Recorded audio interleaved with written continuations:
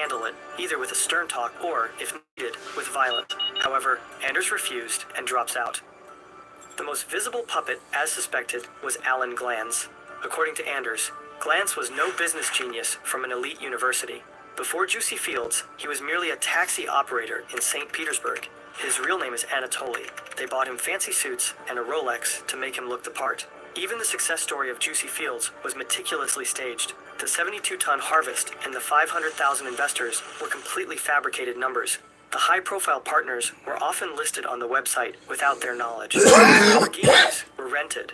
The tours were conducted through cannabis plantations that had nothing to do with Juicy Fields. The supposed profits from the harvest?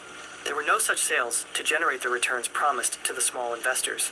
In fact, Juicy Fields was never authorized to offer cannabis-related financial products. In the Berlin Commercial Register, the GmbH was listed as a company for gardening supplies. The entire scheme points to a classic Ponzi scheme. Investors poured in money like crazy. Huge amounts of cash flowed in. When someone requested a payout of their juicy returns, the money came from other investors. The system only worked as long as it kept growing, with new money constantly flowing in.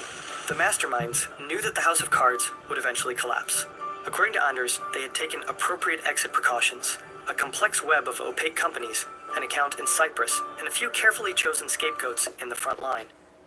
Anders refers to them as useful idiots, people who were paid to be the public face and sign off on things. According to Anders, the entire power struggle was staged, a massive diversion intended to create confusion.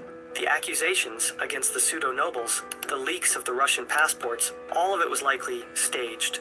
The passports were fake, the names invented, and the photos doctored.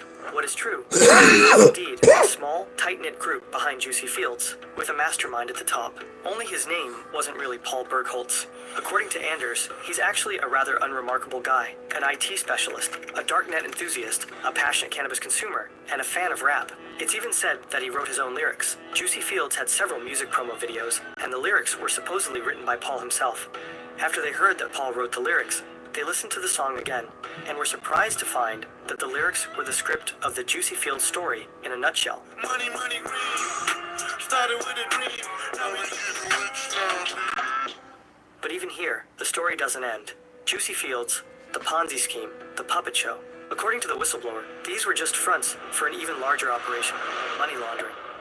The most important Juicy Fields bank account was located in Cyprus, a country repeatedly criticized for not doing enough to prevent illegal financial transactions. Over 1 billion euros flow through this account since its opening. Under the guise of cannabis investments, it would have been relatively easy to launder money. Dirty money would flow into a legitimate business, be paid out, and come out clean. You could say that the Ponzi scheme and the money laundering operation were natural partners. According to Anders, the masterminds had close ties to a Colombian drug cartel. Juicy Fields potentially used to launder cartel money. We also know that it likely extends into organized crime in Russia, as confirmed by the prosecutors. The masterminds are suspected to have come from St. Petersburg, a city considered a stronghold of the Russian mafia. Experts speculate that an operation of this scale couldn't have been carried out without some level of backing from Russian politics. Victor Bittner is also believed to have connections to the Russian intelligence service, the FSB. However, the trail grows cold here. The picture becomes too blurry, too speculative. One thing is certain, though, the damage is immense. Conservative estimates put the losses at 500 million euros, while others suggest it could be around 3 billion. On April 11th, 2024, more than 400 officers across 11 countries break down doors and store buildings. They conduct searches at 38 locations in Europe and the Dominican Republic, arresting... Let's look, though. The payouts was coming back from the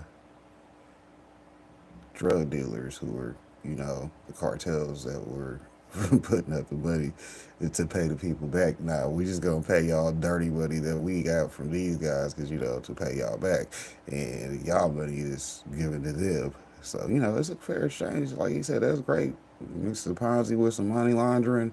That's how they worked it out. That's a good collaboration right there. But you're going to jail. That's why I paused on this picture. You see what I'm saying? You collaborate like that, then, hey, you going to jail. That's too much collaboration going on right there. They ain't supposed to be supporting community like that.